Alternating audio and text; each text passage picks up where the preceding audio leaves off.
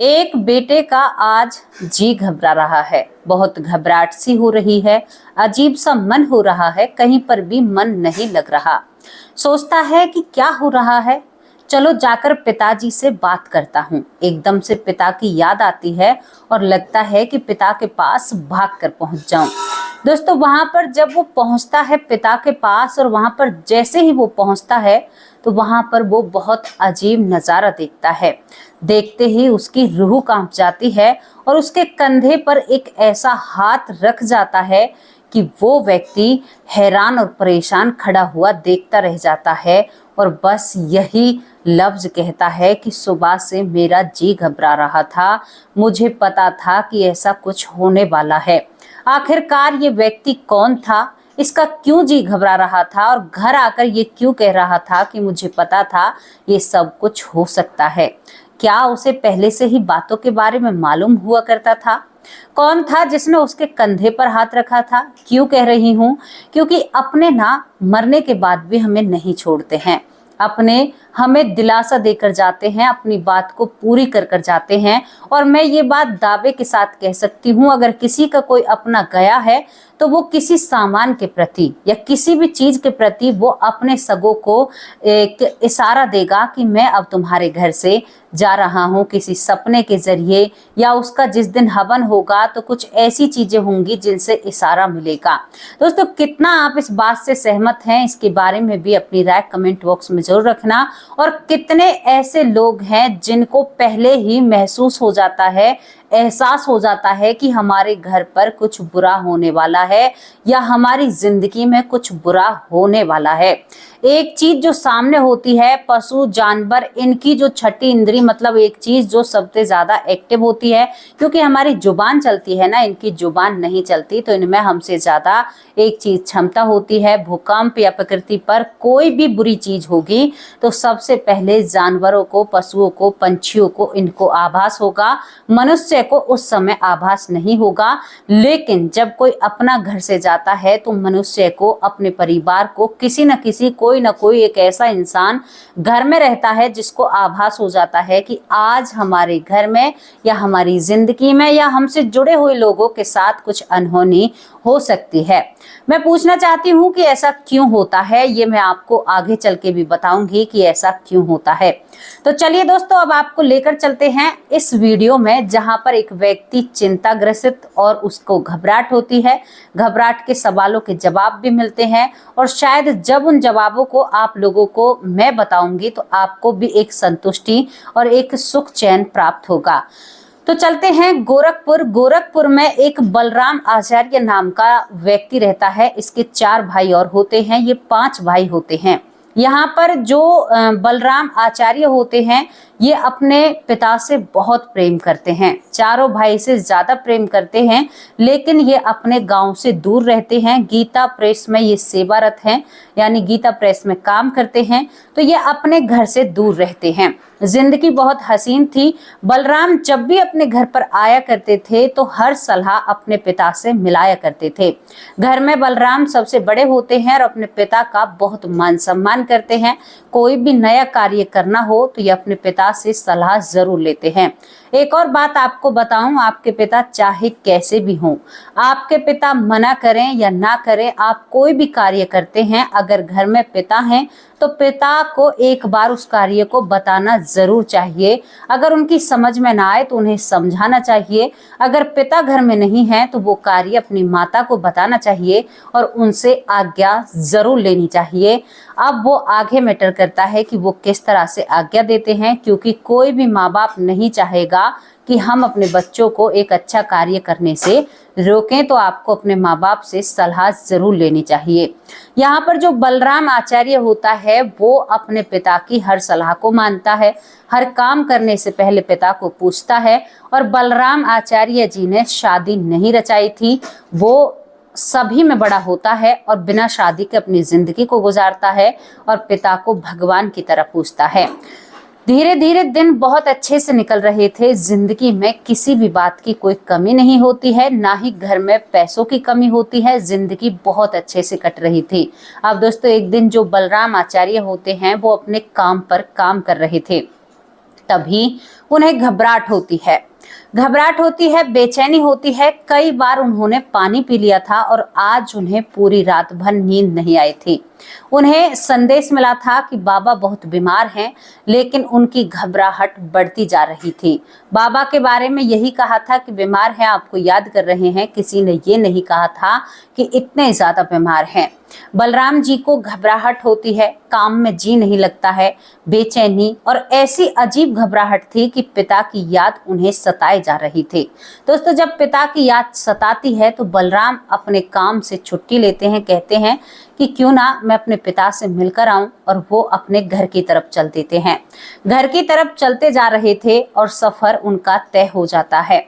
तय होने के बाद जैसे ही वो अपने गांव में प्रवेश करते हैं तो बड़ा भाई शमशान घाट से आ रहा था बहुत सारे लोगों के साथ। यहाँ पर बलराम कहते हैं कि छोटे, तू यहाँ पर क्या कर रहा है? तो वो रोने लगता है, भाई से लिपट जाता है और कहता है कि भाई, हमारे बाबा नहीं रहे, आज हम बिना बाप के हो चुके हैं और एक पिता का साया हमारे सर से उठ चुका है।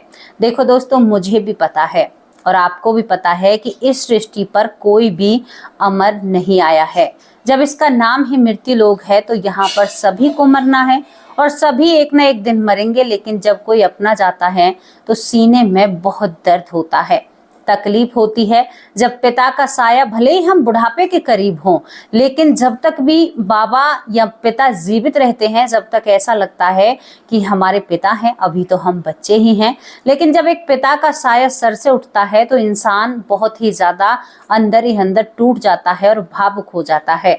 महिलाएं रो झिक कर, माथा पीट कर अपना गम कम कर लेती हैं, लेकिन पूछो उन पुरुषों से जो अपने पिता की अर्थी को ले जाते वक्त भी इस संसार को या इस समाज को अपने आंसू नहीं दिखा पाते हैं। पुरुष इन्हें कहते हैं। एक इंसान ही जानता है उसके दुख दर्द को। पत्नी छोड़कर चली जाए तो भी वो अपने आंसू नहीं दिखा सकता। बच्चे धोखे दें या बच्चे बुरे से रखें तो भी वो आंसू नहीं दिखा सकता। और यहाँ पर महिलाओं को कोई उफ तक कर दे तो वो रो रो कर पूरे घर को भर देती हैं और पूरे समाज को ये बतला देती हैं कि मैं दुखी हूँ, परेशान हूँ। लेकिन एक गंभीर इंसान कभी बाहर ये नहीं करेगा कि मैं दुखी हूँ, परेशान हूँ। माँ बाप की मृत्यु पर भी वो बेटा नहीं रोता है जो इतना स्ट्रॉन्ग बनकर इस समाज को दिखाता है। आखिर दिल तो उनके अंदर भी होता है ना, दिल तो उनका भी धड़कता है, लेकिन वो दिखाते हैं कि मैं घर का बड़ा हूँ और मैं तुम्हारा बहुत ख्याल रखूंगा। इन चीजों से कुछ भी हासिल नहीं होता, लेकिन एक प्रेरणा मिलती है। जैसे शेर अपने कुनबे को रखता है ना, वैसे ही एक मर्द अपने परिवार को संभालने की कोशिश करता है। लेकिन आज मर्दों की जो हालत महिलाओं ने कर रखी है ना, उसके बारे में तो भाई मैं आपसे कुछ भी नहीं कह सकती। अब यहाँ पर दोनों भाइयों का वार्तालाप चलता है। दोनों बहुत जोर से रोते हैं, कहते हैं कि बलराम भाई, आज हम बिना बाप के हो गए, आज से मेरा बाप तू है, लेकिन बलराम का बाप कौन बनेगा? बलराम के पैर धीमे पड़ जाते हैं, मानो पैरों में जाने कितना वजन हो गया हो। और यहाँ पर गांव के लोग कहते हैं कि बेटा, तुम्हारे पिता को अग्नि तुम्हारे भाइयों के द्वारा दे दी गई है, तुम एक काम करो, अपने पिता के आखिरी दर्शन करते चले आना घर की तरफ। अब शमशान घाट में कोई भी नहीं होता। बलराम अपने कदमों को शमशान घाट की तरफ बढ़ा तो रहा था। सभी उसे समझदार समझते हैं क्योंकि शादी नहीं हुई थी, काफी उम्र हो चुकी थी, लेकिन उसके पैर भारी हो रहे थे। वो घबरा रहा था कि पिताजी, मन मन में सोच रहा था कि मैंने तो आपसे बात भी नहीं की, मैंने तो आपसे दो चार शब्द भी नहीं कहे, आप मुझे बिना बताए कैसे जा सकते हैं? ऐसा कैसे हो सकता है? बलराम जो जो शमशान घाट की तरफ बढ़ता है, शमशान घाट में अपने पिता को अग्नि में विलीन होते हुए देखता है। वहां पर खड़ा होकर उसकी आंखों से आंसू निकलते हैं और अपने पिता की याद उसे रह रह कर खाती है। कोई भी नहीं था तो मौका देखते ही बलराम कहते हैं कि बाबा, एक बार तुम मुझसे बात कर लेते, मुझे अगर तनक भी खबर होती तो मैं तुम्हारे पास जरूर आता, मैं तुमसे बातचीत जरूर करता, मैं आखिरी शब्द तो तुमसे साझा करता, मैं तुमसे पूछता कि मैं तुम्हारे बिना कैसे समाज में रहूंगा, कैसे आगे चलूंगा, भाइयों को कैसे संभालूंगा। तुमने तो मुझे कुछ भी नहीं बताया और तुम बिन बताए मुझे चले गए। दोस्तों यहाँ पर तभी बलराम के कंधे पर कोई हाथ रखता है। जैसे ही बलराम के कंधे पर हाथ रखता है तो बलराम समझता है कि मेरा छोटा भाई आया है। बलराम झट से अपने आंसू पोंछता है कि अगर छोटे भाई के आगे रोऊंगा तो छोटे भाई को कौन संभालेगा। दोस्तों जैसे ही बलराम पीछे की तरफ घूमता है तो एकदम से बलराम जमीन पर गिर जाता है। तो यहाँ पर जिसने कंधे पर हाथ रखा वो कहता है कि बेटा बहुत याद कर रहे थे, अब खड़े हो जाओ, क्योंकि बलराम बहुत ही ज्यादा पूजा पाठ भक्ति भाव करने वाला, भागवत आश्रय में रहने वाला व्यक्ति था और पिता भी बहुत नियति से और बहुत ही अच्छे से समाज में रहा था और बहुत ही उसने भी भगवत आश्रय लिया हुआ था। जब दोनों एक दूसरे को देखते हैं तो वो पिता कहता है कि बेटा खड़ा हो जा, तेरी भावनाओं को मैं समझता हूँ, लेकिन अब तेरे पिता का चलने का वक्त आ चुका है। मेरी जब प्राण निकलते हैं तो मैं तेरे पास काम पर ही जाता हूँ। तेरा जब जी घबरा रहा था तो बार बार मुझे लग रहा था कि मेरा बेटा पानी ग्रहण क्यों नहीं कर रहा है, मेरा बेटा जल क्यों नहीं पी रहा है। तो बलराम हैरान रह जाता है कि बाबूजी क्या आपको सब पता है? आज मेरा जी इसीलिए घबरा रहा था, क्या आप मुझे देख रहे थे? तो यहाँ पर बलराम का पिता कहता है कि हाँ बेटा, जब किसी अपने का नजदीक समय आता है तो अपनों को एहसास हो जाता है। मैं सबसे मिल चुका था यहाँ पर, लेकिन तू नजर नहीं आया था। जब मेरे प्राण निकले थे तो मैं तेरे पास जाता हूँ, तभी तेरे जी को घबराता हूँ। यहाँ पर तू खुद ब खुद मुझे याद करने लगता है, क्योंकि मेरी ऊर्जा तेरे आसपास घूम रही थी। मैं तुम्हें वहां पर देखता हूँ और बेटा मैंने तुम्हारे चारों भाइयों की जिम्मेदारी तुम्हारे हाथों में सौंपी है। अब तू देख लेना इन्हें इस समाज में कैसे रखना है, क्योंकि तेरी शादी नहीं हुई है। अगर तेरी शादी हो जाती तो ये जिम्मेदारी तुम्हारे कंधों पर नहीं थी, क्योंकि तुम्हारे भाई सक्षम हैं। तुम्हारे रोने और विलाप करने पर मैं तुम्हें दिखाई दिया हूँ, लेकिन अब मैं 12 दिन इस घर में भ्रमण करूंगा और उसके बाद मैं यहाँ से चला जाऊंगा। ज्यादा शोक करोगे तो मैं जाने में थोड़ा सा कमजोर हो जाऊंगा।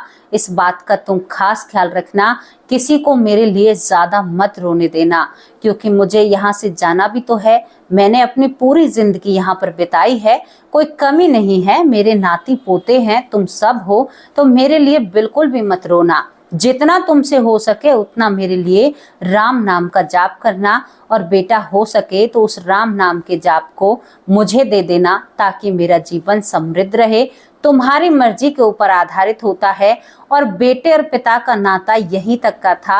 अब मैं एक जीव आत्मा हूँ और मैं यहाँ से जा रहा हूँ। क्यों तुम्हें दिखाई दे रहा हूँ? क्योंकि तुम हृदय से मुझे बहुत जोर से पुकार रहे हो और अभी मैं यहीं पर हूँ, तो मैं तुम्हें छोड़कर नहीं जा सकता। बिल्कुल तुम्हें कठोर होना होगा मेरे प्रति। दोस्तों यहाँ पर एक और बात बलराम के पिता कहते हैं कि बेटा कभी भी किसी का बुरा मत करना। तुम्हारी शादी नहीं हुई है, गृहस्थ आश्रम में तुम बिल्कुल मत रहना। अब तुम्हें भगवत प्राप्ति करनी होगी, भगवान का नाम जप करना होगा और इसी तरह से अपनी जिंदगी को आगे बिताना होगा। यहाँ पर ये पिता कहता है कि बेटा अब मैं चलता हूँ, मुझे 12-13 दिन आप लोगों के पास रहना है और उसके बाद मुझे एक नए सफर पर चलना है। उस सफर के लिए कामना करना, और हर पिता की एक इच्छा होती है कि सभी बेटों से मिलना। बस तुमसे मिलना अधूरा रह गया, तो तुमसे अब ये बातें कर ली हैं। और दोस्तों यहाँ पर उसका पिता अदृश्य हो जाता है, यानी दिखने से बंद हो जाता है। लेकिन बलराम सोचता है कि बाबा ने कहा है कि मैं 12 दिन या 13 दिन घर में रहूंगा। तो यहाँ पर बलराम जो रोता हुआ आ रहा था शमशान घाट की तरफ, वो समझ जाता है कि ये मृत्यु लोग है, यहाँ से सभी को जाना है। बलराम घर जाता है। घर जाते ही दोस्तों यहाँ पर अपने भाइयों को संभालता है, सभी से कहता है कि हमारे बाबा पूरी उम्र पाकर गए हैं। हम चाहते हैं कि जितने दिन हमारे बाबा के दिन है, जहाँ पर हम बैठकर शोक मना रहे हैं, वहाँ पर भजन कीर्तन किया जाए, ताकि हमारे बाबा को आनंद प्रसन्न आए, यानी हमारे बाबा प्रसन्न हो। क्योंकि यहाँ पर बलराम से साफ साफ कह दिया था बलराम के पिता ने कि बेटा मेरे लिए जितना हो सके उतना भजन कीर्तन कराना, मैं उसी से खुश होऊंगा। मैं तुम्हारे रोने से खुश नहीं होऊंगा, मैं तुम्हारे दिल के दर्द से खुश नहीं होऊंगा बेटा, मैं भ्रमित हो जाऊंगा। यहाँ पर दोस्तों दोनों में भगवत आश्रय था तो ही एक दूसरे से बात कर पाए थे।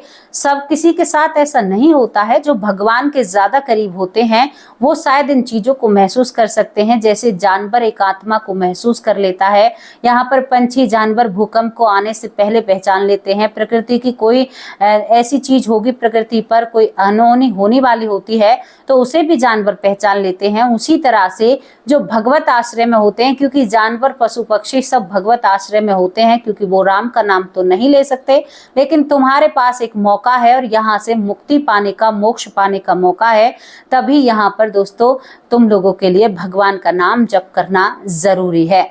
अब यहाँ पर 12 दिन तक भजन कीर्तन चलता है। भजन कीर्तन चलता है तो आखिरी बार वो 12वें दिन अपने पिता को देखते हैं। जो बलराम जी होते हैं तो उनके पिता काफी खुश उस कीर्तन में नृत्य करते हुए अपने बेटे को नजर आते हैं।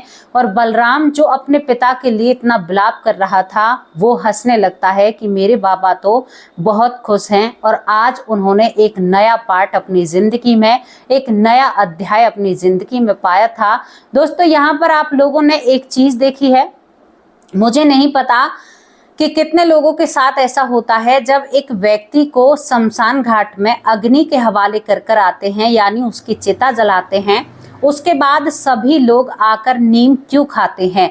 मैं आप लोगों से पूछना चाहती हूँ क्यों खाते हैं।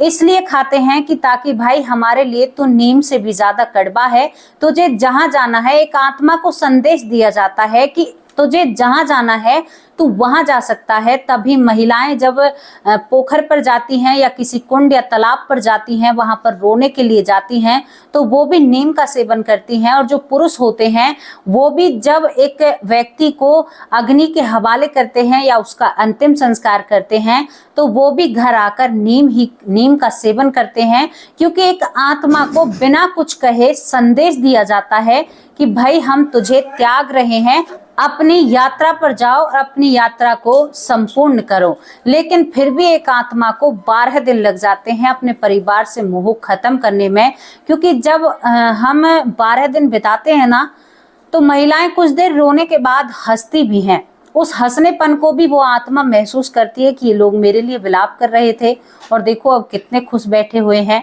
महिलाएं इधर उधर की बातें भी करती हैं। पुरुष जब आपस में जो कुल्ला वुल्ला किया जाता है, यानी दुख प्रकट किया जाता है, थोड़ी देर उसके बारे में, आत्मा के बारे में या उस व्यक्ति के बारे में चर्चा की जाती है जो इस दुनिया से चला गया है।